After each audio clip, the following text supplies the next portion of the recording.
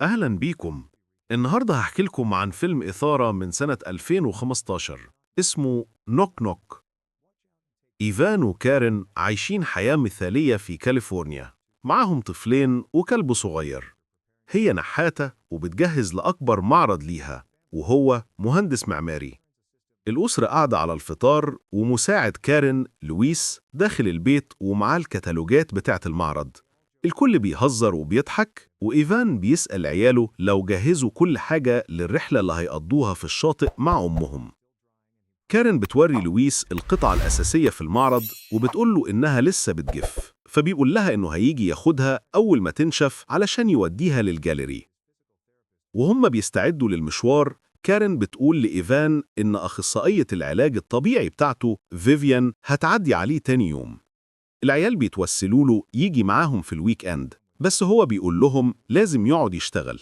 في ليلة مطر وضلمة، إيفان كان قاعد شغال على الكمبيوتر وسامع مزيكا على جهاز الصوت الغالي بتاعه. بيجيله تليفون من كارين بتقوله إنها والعيال وحشينه من دلوقتي.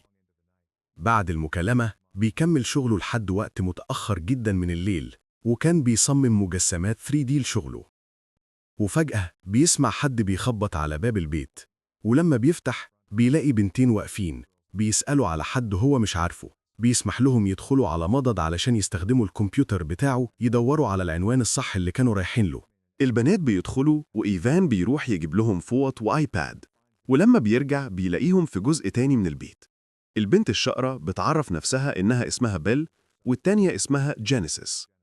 جينيسيس بتسأله عن عنوانه، وبتقول إنهم نطقوا اسم الشارع غلط للسواق، فدلوقتي بقوا بعيد جدا عن المكان اللي المفروض يروحوه. إيفان بيطلب لهم أوبر، وبيقدر يجيب واحدة فاضية بعد 45 دقيقة. البنات بيتكلموا شوية بينهم، وبعدين بيسألوه لو ممكن يحطوا هدومهم في النشافة علشان ما يروحوش الحفلة وهدومهم مبلولة. إيفان بيوافق وبيجيب لهم رباط زيادة، وبياخد موبايل جينيسيس علشان يجرب ينشفه في الرز. بعد شوية بيكون بيعمل كده فعلا، وكمان بيعمل لهم شاي، وهم داخلين المطبخ يدوه هدومهم. إيفان بيحط الهدوم في النشافة، وفجأة بيسمع البنات بيشغلوا مزيكا على جهاز الصوت القديم بتاعه وبيضحكوا. بيروح يشوفهم بيلاقيهم بيرقصوا، بيتكلموا عن مجموعة الإسطوانات الكبيرة اللي عنده، وبيقول لهم إنه كان دي جي في العشرينات من عمره. البنات بيتفاجئوا وبيسألوه عنده كام سنة، ولما بيقول لهم بيقولوا له إنه باين أصغر من كده. إيفان بيحكي إنه اتجوز بدري، وإن مراته وعياله في الرحلة اللي كانوا المفروض يروحوا فيها سوا، بس هو اضطر يقعد علشان الشغل. البنات بيتعاطفوا معاه علشان قاعد لوحده، وبيحضنوه. وساعتها جينيسيس تبدأ تتحرش بيه وبتقول له إنه جسمه رياضي جدا بالنسبة لسنه. إيفان بيحس بعدم راحة، بس لما بيل تشوف صورة مراته وتقول له إنه محظوظ بيهدى شوية.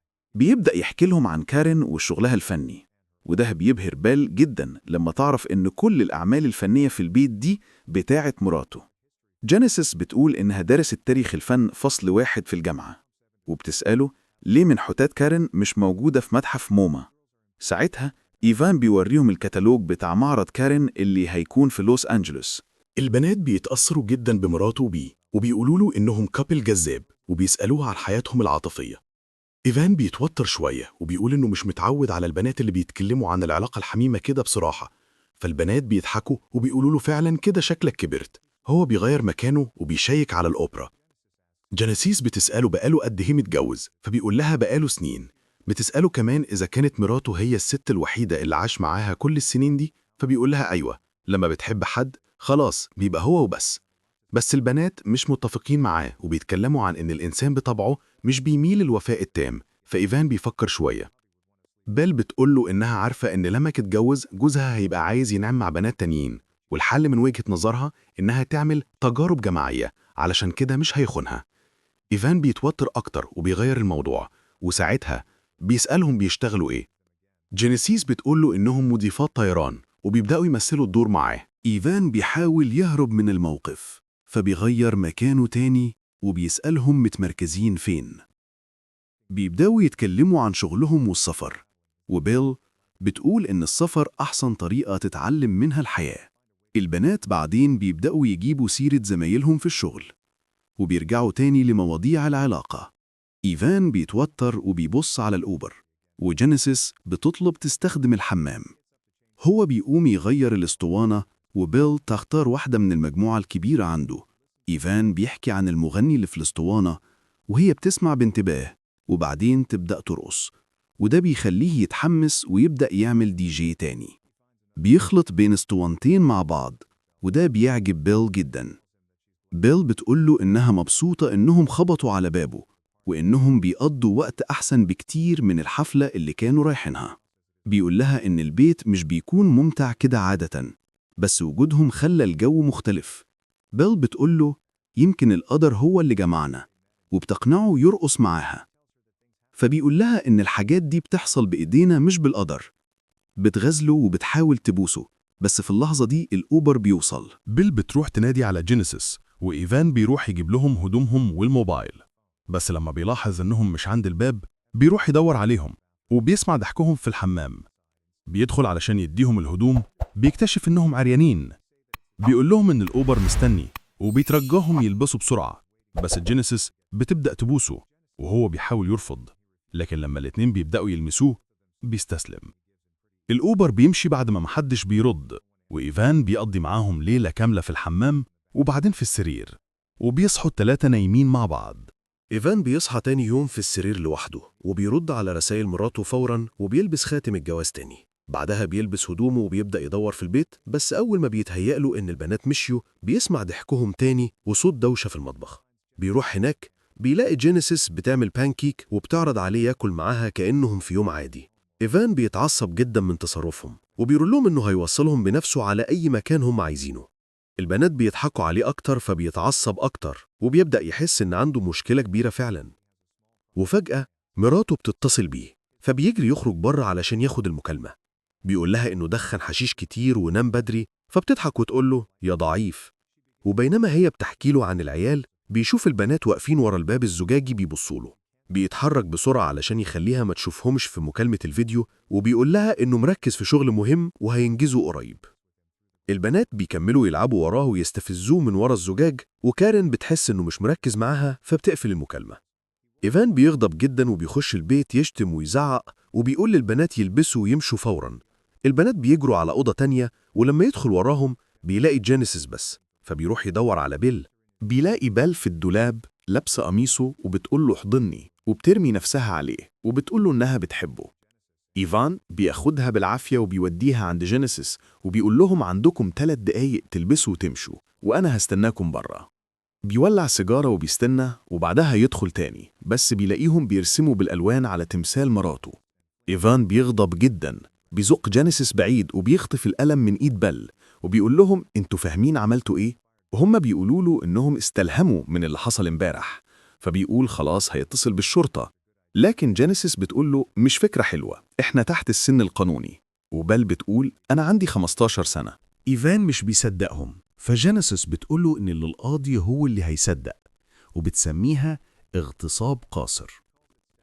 بيل بتقول له إن عندها دليل لو فكر يتصل. ساعتها بيتلخبط جدا، خصوصا بعد ما كانوا قايلين إنهم مضيفات طيران. جينيسيس بتقول له إنهم شافوا الحكاية دي في فيلم. إيفان بيحاول يخرج من الموقف، فبيسألهم عايزين كام فلوس علشان يمشوا، بس هم بيتضايقوا وبيقولوا له إنه مهنهم لما يعاملهم كأنهم بنات ليل. بيل ضربته بالكف وبتقول له أنا مش عاهرة، وفجأة الجرس بيرن. إيفان بيقول لهم يقعدوا مكانهم وبيفتح الباب. بيلاقي فيفيان أخصائية العلاج الطبيعي، بتبدأ تتكلم كتير وهو بيحاول يقول لها إنه بقى كويس ومش محتاج جلسات تاني. بس جينيسيس بتخرج من جوه وبتقول لها هو مش عايز مساج. فيفيان بتتصدم جدا وبتقول له إنها بتحب مراته وبتفتكره بيخونها فعلا. إيفان بيحاول يبرر، بس هي بتمشي وهي بتقول له أنا عارفة إيه اللي بيحصل. إيفان بيرجع البيت بيلاقي البنات بيلعبوا بجهاز الصوت بتاعه. بيزق بيل بعيد وبيحاول يطردهم بالعافية، بس هم بيكملوا يستفزوه. جينيسيس بتقعد تغريه بالكلام وهو بيتعصب أكتر وأكتر لحد ما بيمسكها من رقبتها. بيل بتخاف وبتشيل تمثال علشان تضربه بيه لو أذاها، وجينيسيس لسه بتستفزه، فبيسيبها وبيتصل بالشرطة وبيقول إن في اقتحام للبيت. بس قبل ما يكمل جينيسيس بتقفل الخط وبتطلب منه يوصلهم بعربيته.